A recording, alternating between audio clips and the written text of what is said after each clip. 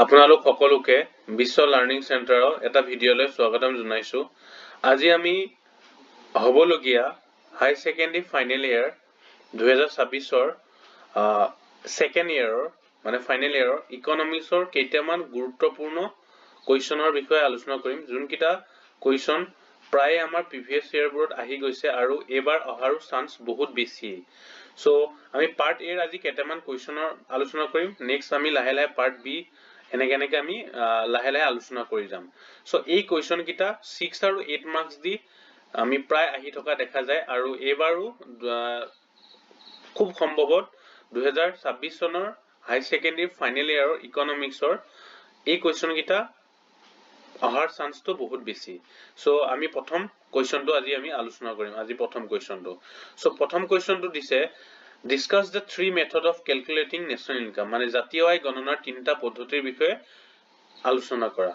ঠিক আছে, আমি জাতীয় আয় চেপ্টাৰটো জাতীয় আয়ৰ ডেফিনেশ্যন, নেশ্যনেল ইনকামৰ ডেফিনেশ্যন, জিডিপিৰ ডেফিনেশ্যন, মুঠ ঘৰুৱা উৎপাদনৰ ডেফিনেশ্যন, মুঠ ৰাষ্ট্ৰীয় উৎপাদনৰ ডেফিনেশ্যন, এইবোৰ আমি চাব লাগিবই। তাৰ লগতে জাতীয় আয় গণনাৰ এই নেশ্যনেল ইনকাম ক্যালকুলেটিং বা একাউন্টিংৰ এই তিনিটা পদ্ধতি, স্পেশালি আয় পদ্ধতি যাক কোৱা হয় ইনকাম মেথড, ব্যয় পদ্ধতি যাক কোৱা হয় এক্সপেন্ডিচাৰ মেথড, নেক্সট কোৱা হয় মূল্য সংযোজন পদ্ধতি যাক কোৱা হয় ভ্যালু এডেড মেথড। এই তিনিটা পদ্ধতিৰ ভিতৰত কোনোবা এটা পদ্ধতি প্ৰায় আমাৰ এক্সামত আহে আৰু এবাৰো চান্স বহুত বেছি 2026 চনৰ এই তিনিটাৰ ভিতৰত কোনোবা এটাৰ মানে ক্যালকুলেশন ইনকাম জাতীয় আয় গণনাৰ এই গণনা কৰিবৰ মানে এই তিনিটা পদ্ধতিৰ ভিতৰত কোনোবা এটা পদ্ধতি অহাটো প্ৰায় নিশ্চিত। সো তোমালোকে তিনিটা পদ্ধতি ভালকে চাবা, 6 মাৰ্কৰ জোখাৰে চাবা আৰু যদি মোৰ এই চেনেলটোতে এই তিনিটা পদ্ধতি আয় পদ্ধতি, ইনকাম মেথড, ব্যয় পদ্ধতি, এক্সপেন্ডিচাৰ মেথড, মূল্য সংযোজন পদ্ধতি, ভ্যালু এডেড মেথড, এই তিনিটা পদ্ধতিৰ বিষয়ে খুব সুন্দৰভাৱে আমি এই চেনেলটোতে আপলোড দিয়া আছে, তোমালোকে চাব পাৰা। ঠিক আছে, নেক্সট এটা ইম্পৰ্টেন্ট কুৱেশ্যন, এইটো 6 মাৰ্ক দি আহে।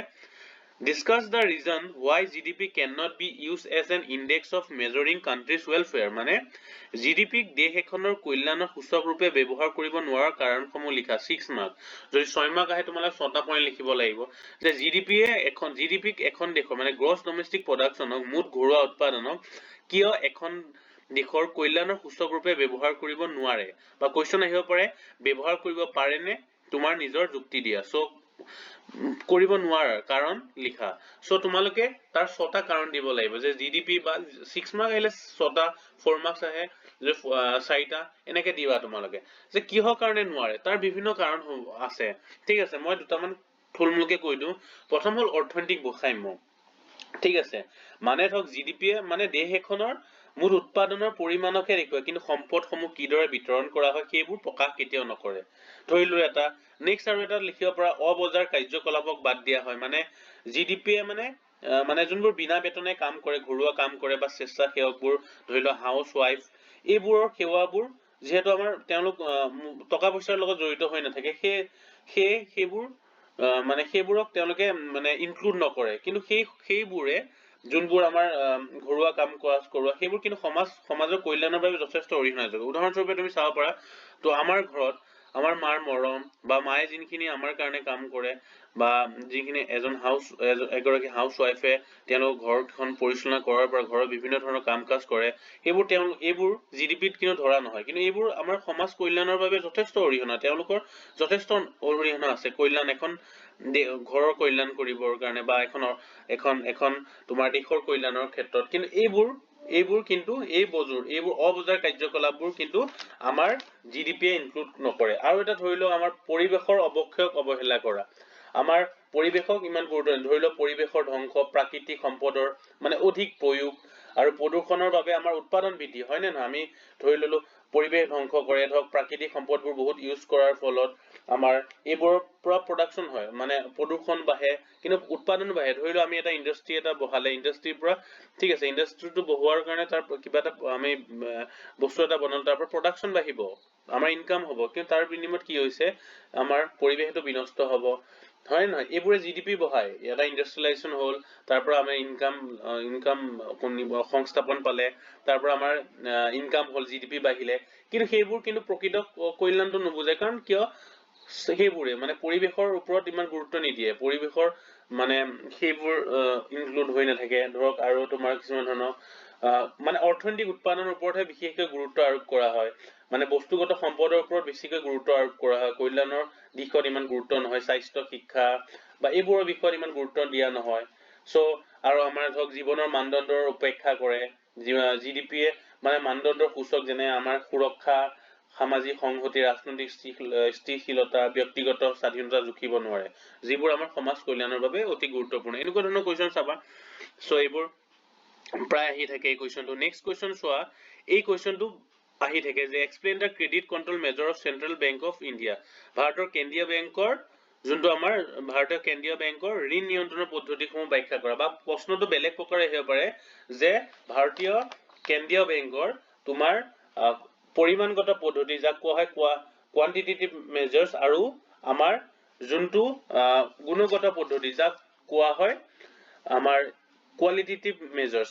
এই মানে তোমাৰ কেন্দ্ৰীয় বেংকৰ গুণগত পদ্ধতিৰ ভিতৰত কি সোমাই পৰে, বা তোমাৰ কেন্দ্ৰীয় বেংকৰ পৰিমাণগত পদ্ধতিত কোনবোৰ সোমাই পৰে, এইবোৰ আহে মানে সেইবোৰ আহিব পাৰে।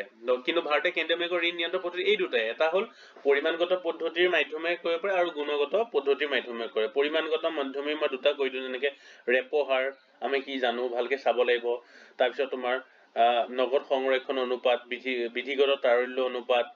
এইবোৰ হ'ল তোমাৰ পৰিমাণগত পদ্ধতি, ঠিক আছে। এইবোৰ পৰিমাণগত পদ্ধতিবোৰ কেনেকৈ ৰেপো হাৰে তোমাৰ ঋণ নিয়ন্ত্ৰণ কৰিব পাৰে, কেনেকৈ তোমাৰ বিধিগত তাৰল্য অনুপাতে ঋণ নিয়ন্ত্ৰণ কৰিব পাৰে, মুকলি বজাৰ কাৰ্যকলাপে কেনেকৈ ঋণ নিয়ন্ত্ৰণ কৰিব পাৰে।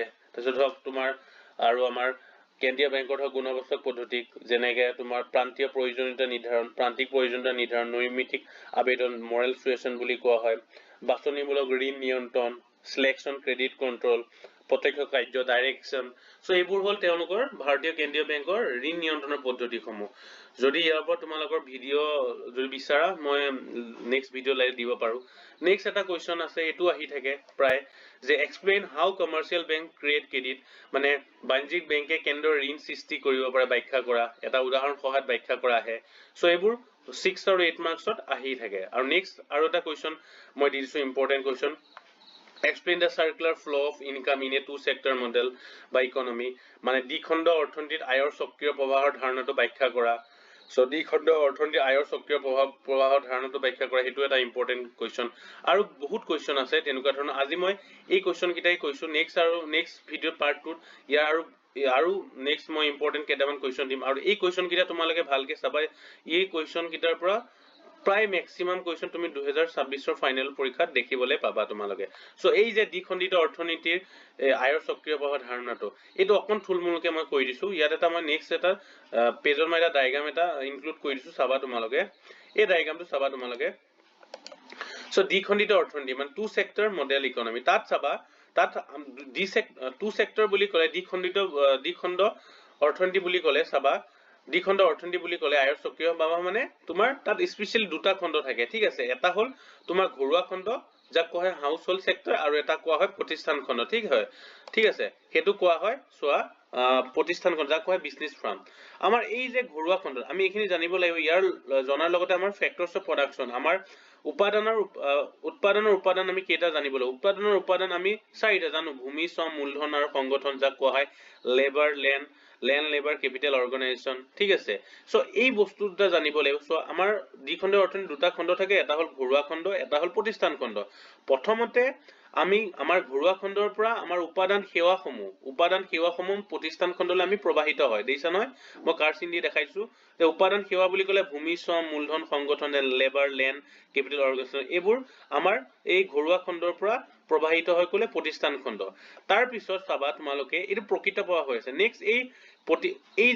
নেক্সট চাবা তোমালোকে, এই প্ৰতিষ্ঠান খণ্ডই আকৌ এই পাৰিশ্ৰমিক, মানে তোমাৰ উপাদানৰ পাৰিশ্ৰমিক দি ফেক্টৰছ পেমেন্ট দি পেলাই এইবোৰ আকৌ ঘৰুৱা খণ্ডৰ পৰা তেওঁলোকে ক্ৰয় কৰে। মানে ঘৰুৱা খণ্ডৰ যিখিনি উপাদান সেৱা আগবঢ়ালে প্ৰতিষ্ঠান খণ্ডক, সেই প্ৰতিষ্ঠান খণ্ডই সেই সেৱাখিনিক তেওঁলোকক পাৰিশ্ৰমিক দি গ্ৰহণ কৰে। মানে পাৰিশ্ৰমিক মানে মজুৰি, খাজনা, সুদ, লাভ, মানে আমি যেতিয়া লেবাৰ এটাই কাম কৰিলে তেওঁক আমি ৱেজ দিওঁ, বা লেণ্ড এডোখৰ কাৰোবাৰ পৰা ভূমি এডোখৰ লোৱাৰ বাবে তাৰ বিনিময়ত আমি ৰেণ্ট দিওঁ, তোমালোকৰ যোনা মূলধন যৰ পৰা লওঁ আমি তাৰ বিনিময়ত ইন্টাৰেষ্ট দিওঁ অৰ্গানাইজেশ্যনটো আমি প্ৰফিট লাভ থাকে তেওঁলোকৰ এই প্ৰতিষ্ঠান খণ্ড এইটো পে কৰে মানে প্ৰথম উপাদান সেৱাসমূহ ঘৰুৱা খণ্ডৰ পৰা প্ৰতিষ্ঠান খণ্ডলৈ গ'ল নেক্সট চোৱা প্ৰতিষ্ঠান খণ্ডই সেই উপাদান সেৱাসমূহ তেওঁলোকৰ পাৰিশ্ৰমিক দি গ্ৰহণ কৰে আৰু সেইবোৰ ক'ৰ পৰা যায় প্ৰতিষ্ঠান খণ্ডৰ পৰা এই পাৰিশ্ৰমিকখিনি ওলাই যায় ক'লে ঘৰুৱা খণ্ডলৈ যায় নেক্সট চাবা এই যে ঘৰুৱা খণ্ডৰ যে উপাদান সেৱাসমূহ প্ৰতিষ্ঠান খণ্ডলৈ দিলে প্ৰতিষ্ঠান খণ্ডই গ্ৰহণ কৰিলে তাৰ বিনিময়ত পে কৰিলে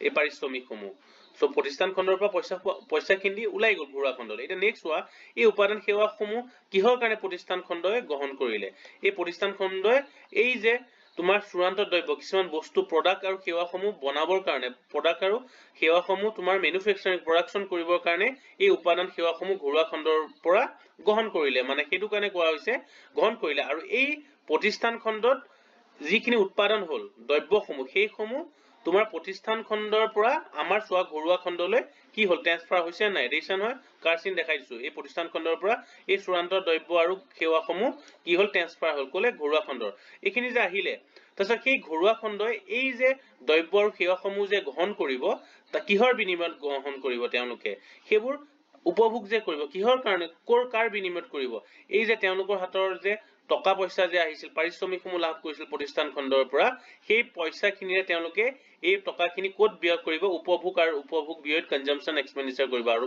মানে আমাৰ এই ঘৰুৱা খণ্ডৰ পৰা এই টকাখিনি লাহে আকৌ শেষত আমাৰ প্ৰতিষ্ঠান খণ্ডলৈ কি গ'ল ঘূৰি গ'ল আৰু এনেকৈ এই প্ৰবাহটো এই সাৰ্কেলটো চলি থাকে মানে প্ৰথম হ'ল যে ঘৰুৱা খণ্ডৰ পৰা উপাদান সেৱাসমূহ আমাৰ প্ৰতিষ্ঠান খণ্ডলৈ প্ৰবাহিত হ'ল তাৰপিছত সেই প্ৰতিষ্ঠান খণ্ডই সেই সেৱাসমূহ ব্যৱহাৰ কৰি চূড়ান্ত দ্ৰব্য উৎপাদন কৰিলে বা দ্ৰব্যবোৰ উৎপাদন কৰিলে আৰু সেই দ্ৰব্যবোৰ প্ৰতিষ্ঠান খণ্ডৰ পৰা ঘৰুৱা খণ্ডলৈ তেওঁলোকে প্ৰবাহিত কৰিলে ঠিক আছে নেক্সট সেই ঘৰুৱা খণ্ডই যে উপাদান সেৱাসমূহ প্ৰতিষ্ঠান খণ্ডলৈ দিলে তাৰ বিনিময়ত প্ৰতিষ্ঠান খণ্ডই সেই উপাদান সেৱাসমূহ তেওঁলোকৰ পাৰিশ্ৰমিক দি গ্ৰহণ কৰিলে মানে প্ৰতিষ্ঠান খণ্ডৰ পৰা টকা পইচাখিনি ঘৰুৱা খণ্ডলৈ উভতি গ'ল তাৰপিছত সেই ঘৰুৱা খণ্ডৰ হাতত যিখিনি টকা পইচা পালে প্ৰতিষ্ঠান খণ্ডলৈ তেওঁলোকে সেই টকা পইচাখিনি প্ৰতিষ্ঠান খণ্ডই যে দ্ৰব্য আৰু সেৱাসমূহ ঘৰুৱা খণ্ডলৈ উলিয়াই দিলে সেই টকাখিনি তেওঁলোকে এই উপভোগৰ নামত ব্যয় কৰিলে আকৌ আলটিমেটলি সেই টকাখিনি